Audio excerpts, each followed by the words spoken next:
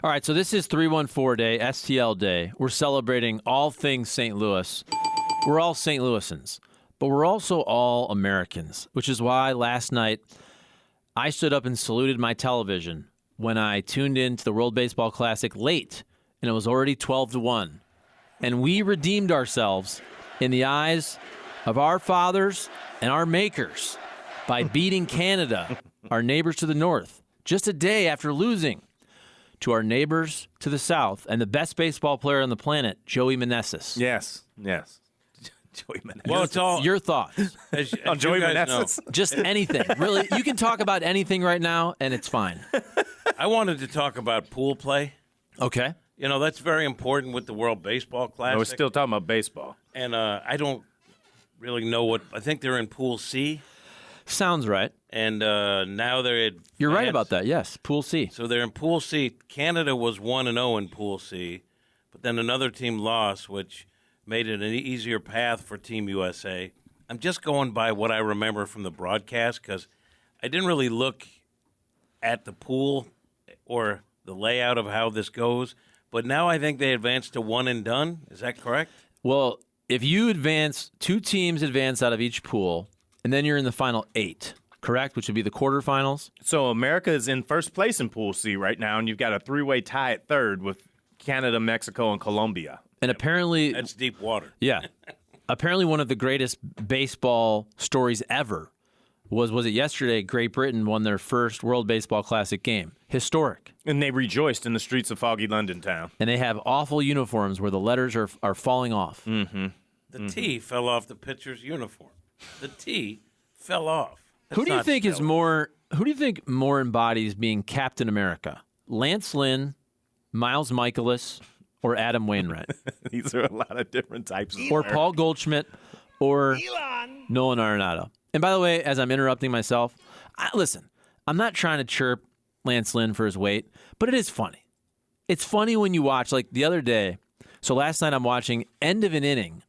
There was a slow roller, and Lance went to field it, and it ended up, Goldschmidt either makes the play or makes the catch. And I just saw Paul Goldschmidt running past Lance Lynn. And it was just like Paul Goldschmidt looks like just the complete athlete. No body fat, right? Everything, muscular. And he just kind of walks right past Lance Lynn, and Lance Lynn's just chilling. And it just kind of shows you that you can look any which way in baseball and still succeed. I'm gonna take your question. I'm gonna try to advance 4 yards, maybe put us in a good position to pick up the first later. So was my first play? Is it now second and manageable? Yeah. Okay. All right. You're doing a good job with play calling. So which better embodies Captain America? Part of me wants to say Lance Lynn, because how do you describe Lance Lynn?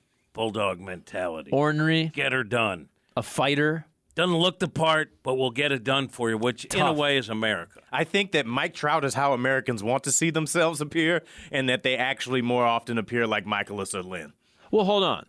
Now, Michaelis... Mustache for Michaelis. But he's put together. Well, no, Michaelis looks is great. jacked. He's ripped. I think as a country, let's be real, we're mouthy, we're obese, we're overweight as a country. I would like to say that I most personally identify with Mookie Betts on the national team, personally. I would love to say that I embody more Paul Goldschmidt, but it's probably more Lance Lynn. And I'm fine with that because I love Lance Lynn. You know how you've done this for many years. You do features when you're at spring training. You ask a couple of gimmick questions that you can package up for later in the year. I don't know if you do it. But one of the ones I asked this year was, if you suddenly made a connection in Hollywood and now they want you to produce an action movie, but you have to star one of your teammates as the hero, the action hero. Pick one teammate to be the action hero. And a lot of people said Goldschmidt because he looks the part. Mm-hmm. And then some people said that maybe the personality needs to be bigger.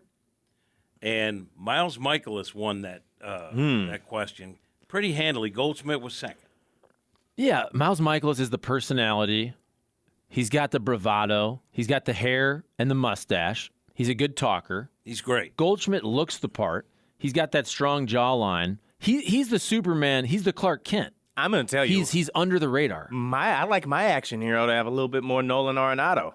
Yes, Arenado had a little bit of that Fire. 80s swagger. He reminds me like a Bruce Willis type leading guy. Like it's not about the lines. It's not about saying a lot. It's about that power. It's about the force. Arenado will blow the building up and swing straight out of it.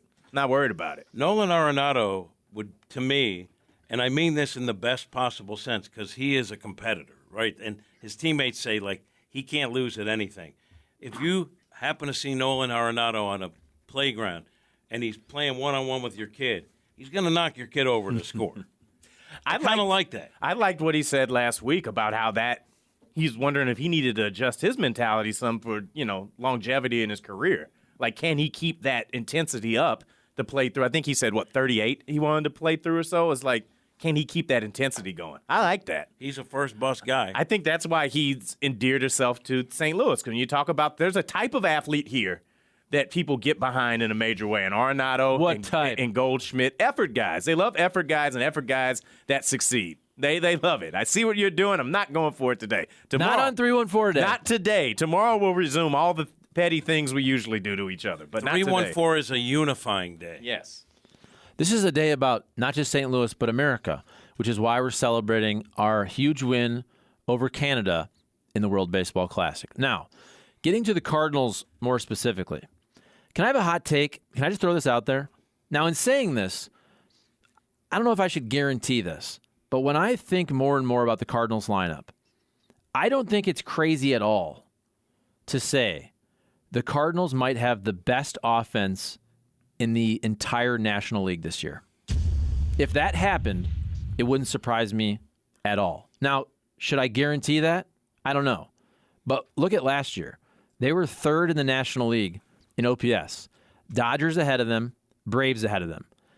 You're essentially, now I know you lose Albert, you add Wilson Contreras, but if you're adding what Walker can do and potentially what Nolan Gorman can do over the course of a full season, would it shock you if the Cardinals had the best offense? Let's just say OPS, best OPS in the National League. That would not shock me. No, but as I think it gets back to what we've discussed pretty much all season long, which is there are question marks.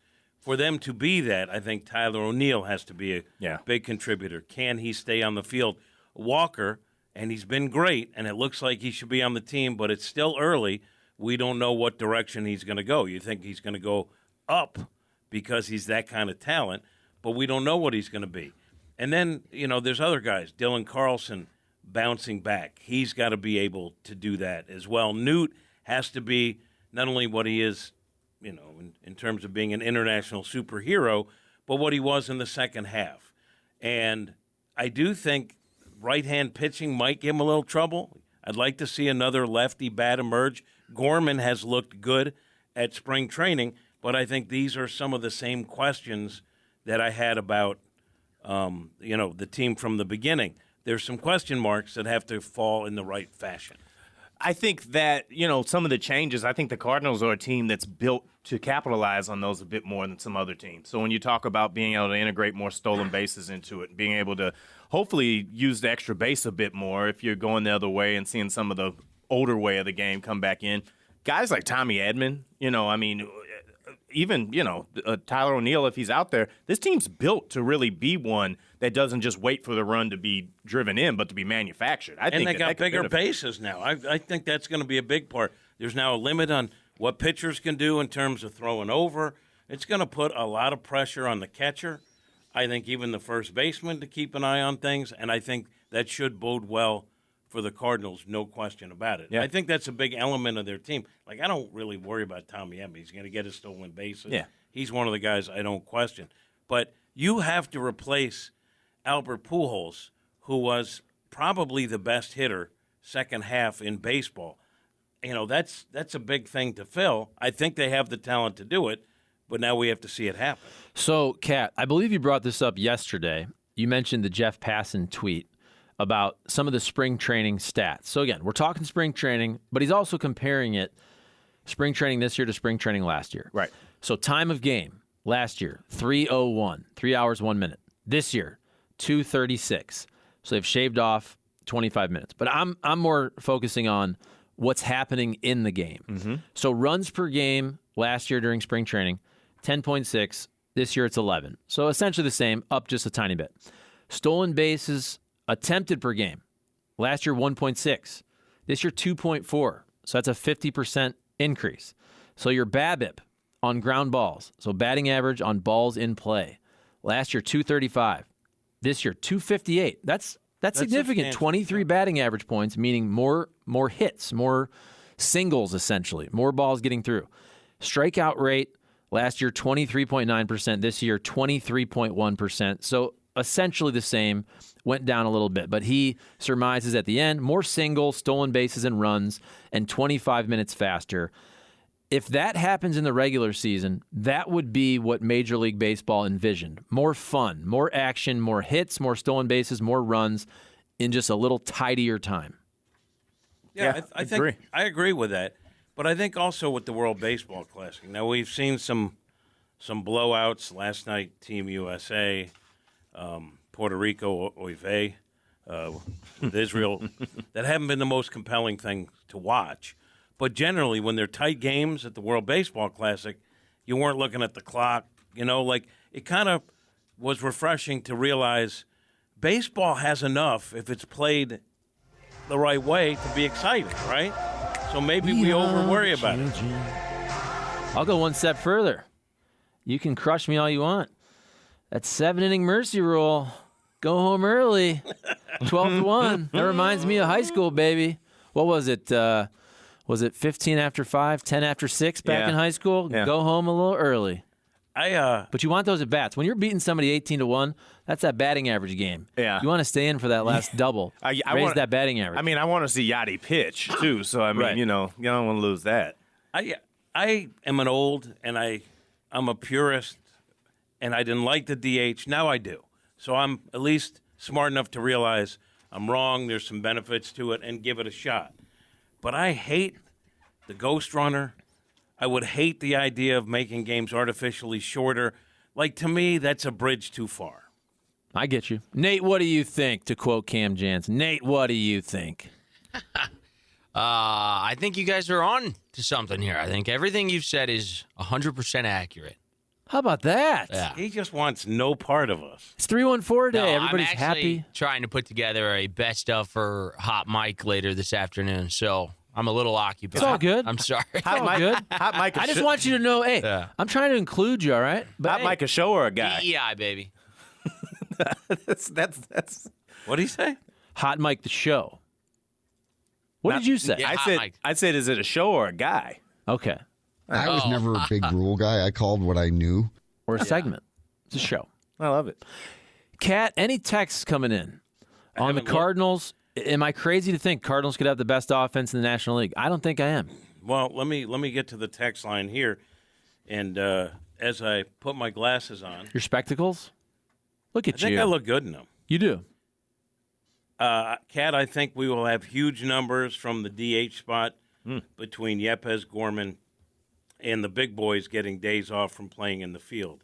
That's from the all-knowing expert. I think that's fair. Like, don't get me wrong. I think you're absolutely right. This team has the potential to be just dynamite offensively, but some things got to fall in the right way. Kyle with big hands, just as a reminder, it is still tough to compare this year to last year because they were coming out of the lockout. I'd love to know how that stuff compared to 2019 because that was the last regular season spring training.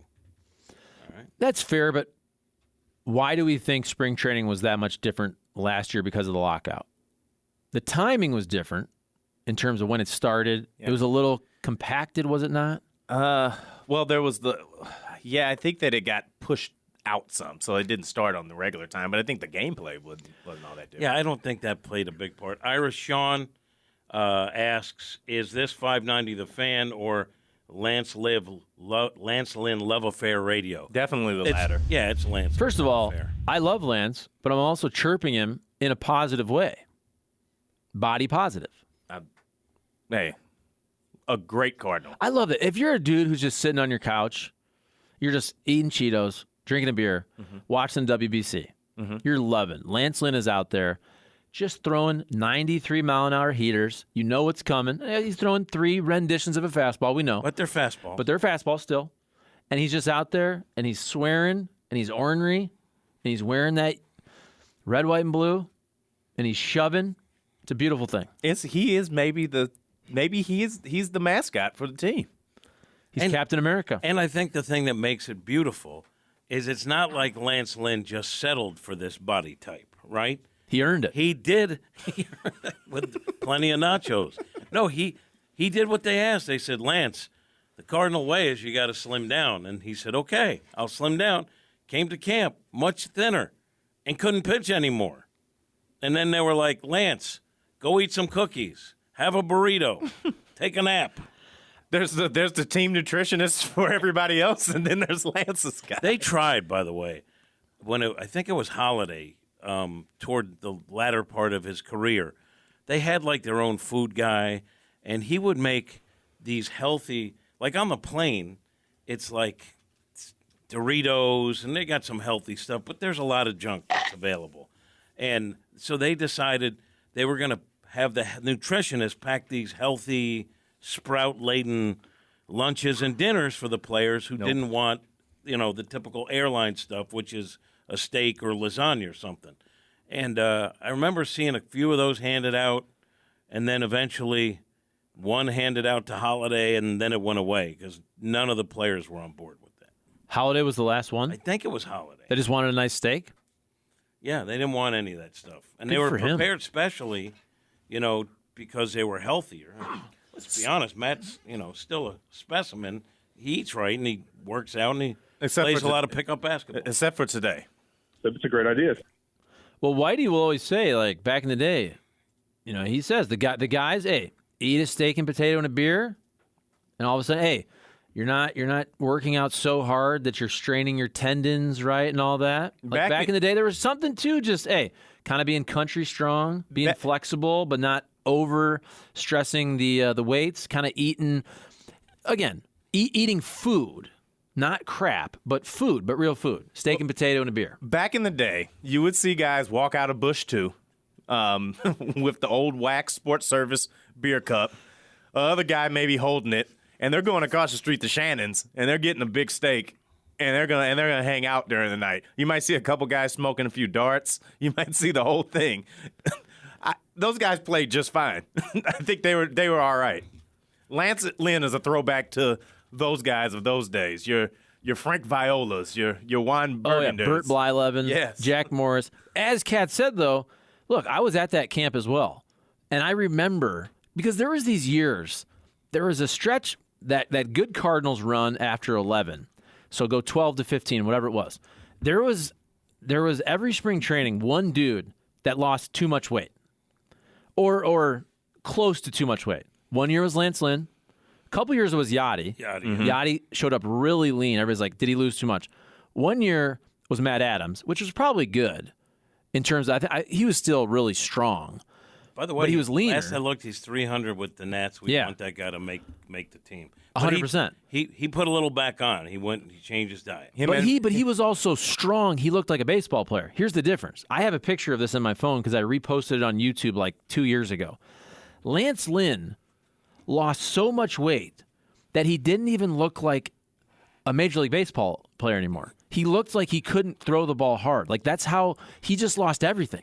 It's like he lost all his muscle and all of his fat. See, that's the kind when people start wondering what's going on with you. Yes. Like, have you seen Pray for Lance? I mean, it's like, no, it's not that. The picture of him is alarming. Let me say this, because I coached youth basketball.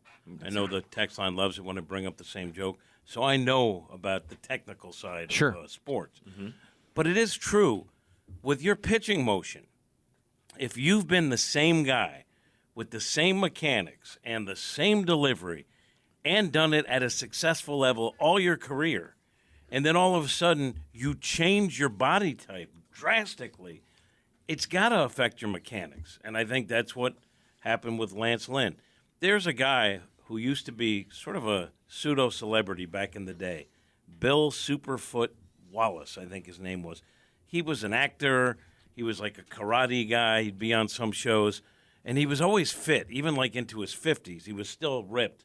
And he said, I'm pretty sure it was him, that said, your body, it's an engine.